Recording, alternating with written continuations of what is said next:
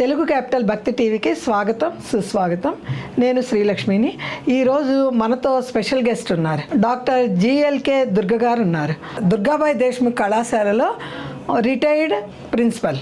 దుర్గ గారు నమస్కారం అండి. నమస్కారం అండి. దుర్గ గారు, మీ గురించి చాలా విన్నాము.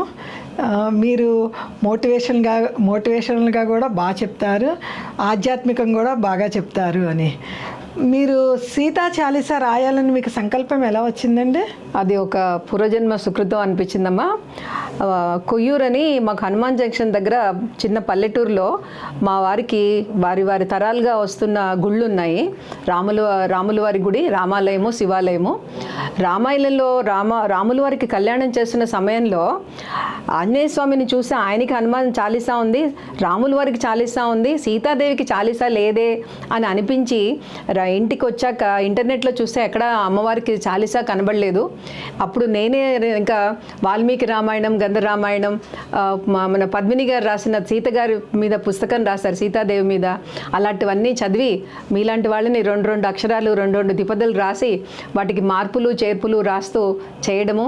ఆ కోటి దీపాల్లో భక్తి టీవీ వాళ్ళు దాన్ని కిందటి సంవత్సరం పాడించడము. ఈ సంవత్సరం మన భద్రాచలంలో ఈఓ గారు కూడా రిలీజ్ చేసి అక్కడ కూడా పాడే అవకాశం ఇవ్వడము చాలా ధన్యురాలినిగా అనిపిస్తున్నానమ్మా. దుర్గ గారు, వాల్మీకి రామాయణాన్ని రాయాలని సంకల్పించారు కదండి. ఆయనకి రామాయణాన్ని రాయాలి అన్న స్ఫూర్తి ఎలా వచ్చింది? ఆయన పూర్వాశ్రమంలో అసలు ఆధ్యాత్మికతని వ్యతిరేకంగానే ఉన్నారు. ఆయనకి ఎలా సరస్వతి కటాక్షం వచ్చింది? ఎలా రాయాలని సంకల్పం వచ్చినది? పూర్వ ఆశ్రమంలో వాల్మీకి గారు అగ్నిశర్మ అని ఒక వ్యక్తి అండి. ఆయన కుటుంబాన్ని పోషించుకోవడానికి కరువు కాటకాలు వచ్చినప్పుడు అరణ్యానికి వచ్చేసి తల్లి, తండ్రి, భార్య, పిల్లలతోటి దారి దోపిడీలు చేస్తూ అటు నుంచి వెళ్తున్న మనుషులు ఎవరైనా కానీ, ఋషులు ఎవరైనా కానివ్వండి, వాళ్ళని కొట్టి ఒక్కొక్కసారి హతమార్చి కూడా తన సంసారాన్ని పోషించుకోవడానికి ద్రవ్యాన్ని దొంగతనం చేస్తూ ఉండేవారు. ఒకసారి అత్రి మహర్షి తన శిష్య బృందంతో అటు వచ్చినప్పుడు ఈ అగ్నిశర్మ ఆయన్ని అటకాయించి, నీ దగ్గర ఉన్నవన్నీ నాకు ఇచ్చేసాయి అనగానే అత్రి మహర్షి, నాయన ఇన్ని దారి దోపిడీలు చేసి నువ్వు నీ కుటుంబాన్ని పోషిస్తున్నావా? మరి నీకు పాపం వస్తుంది కదా, ఆ పాపంలో నీ కుటుంబ సభ్యులు ఎంత వాటా తీసుకుంటారో అడిగి రాయన అంటే అగ్నిశర్మ పరిగెట్టుకుంటూ ఇంటికి వెళ్ళి తల్లిని, తండ్రిని, భార్య, పిల్లల్ని అడుగుతాడు. నేను మీ అందరినీ పోషించడానికి అనేకమైన పాపాలు చేస్తున్నాను కదా, దారిదోపిడీలు అవి చేస్తున్నాను కదా, నాకు పాపం వస్తుందట, మరి మీరందరూ పంచుకుంటారా అంటే, కుటుంబ పెద్దగా నువ్వు పోషించడం నీ బాధ్యత, మేము నీ పాపాల్లో మేము భాగం తీసుకోము, నువ్వు ఎలా తెస్తున్నావు అనేది మాకు అనవసరము అనగానే ఈయన వ్యాకులత పడిపోయి మళ్ళీ పరిగెట్టుకుంటూ అత్రి మహర్షి దగ్గరకు వచ్చి కాళ్ళ మీద పడి, ఇప్పుడు నన్ను ఏం చేయమంటారు నా పాపాలు పోవడానికి అంటే, నాయన నువ్వు అక్కడ తూర్పు దిక్కుగా కూర్చుని ధ్యానం చేసుకో అంటారు. కొన్ని రామాయణాల్లో రామ అని చేయడానికి కూడా యోగ్యం లేదు, మరా అని అనమన్నారు. మరా అంటే రామ అయిందంటారు. కానీ అత్రి మహర్షి కేవలము నాయన నువ్వు అక్కడ కూర్చుని ధ్యానం చేసుకో అని మాత్రమే చెప్పారని వాల్మీకి చెప్పలేదు. దేవుణ్ణి ప్రార్థించు, ధ్యానం చేసుకో, తపస్సులాగా చేసుకొని మాత్రమే చెప్తారు. అది చెప్పాక అత్రి మహర్షి వెళ్ళిపోతారు. అత్రి మహర్షి తర్వాత 13 సంవత్సరాలకి అదే అరణ్యంలో అదే మార్గంలో వస్తే అక్కడ ఒక పుట్ట కనబడుతుంది, వాల్మీకం.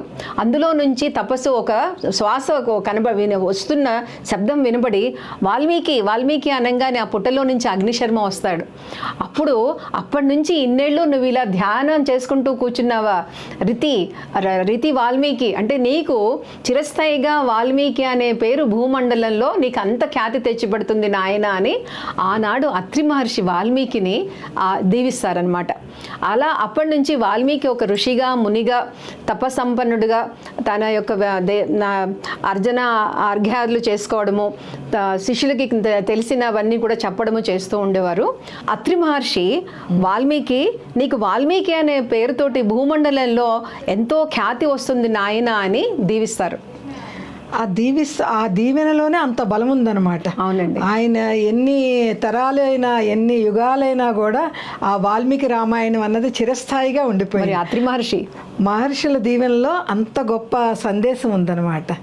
అసలు చదువు రాని, విచక్షణ తెలియని మనిషి మారాలి అనుకొని ప్రయత్నిస్తే మాత్రం తప్పకుండా మారుతారు. తప్పకుండా. అది రామాయణంలో మనకి వాల్మీకిని చూసి నేర్చుకోవాలి. అందుకే అంటారండి, సంతోషం అండి. సరైన సమయంలో ఒక మనిషి ఒక మాట మనకి ఆ మార్పును తీసుకొస్తుంది అనేది అగ్నిశర్మని చూసి మనకి తప్పకుండా తోస్తుందండి. చాలా గొప్ప విషయం అండి. అగ్నిశర్మని చూసి నేర్చుకోవాల్సింది. మారదామని మనం ప్రయత్నిస్తే తప్పకుండా మారగలుగుతాం. మారుతారు. రామాయణాన్నే రాశారు. అలాంటిది మనం కూడా ఎంత ఎదుగుదలకి వెళ్ళొచ్చండి. తప్పకుండా. చాలా మంచి విషయం చెప్పారండి. నమస్కారం.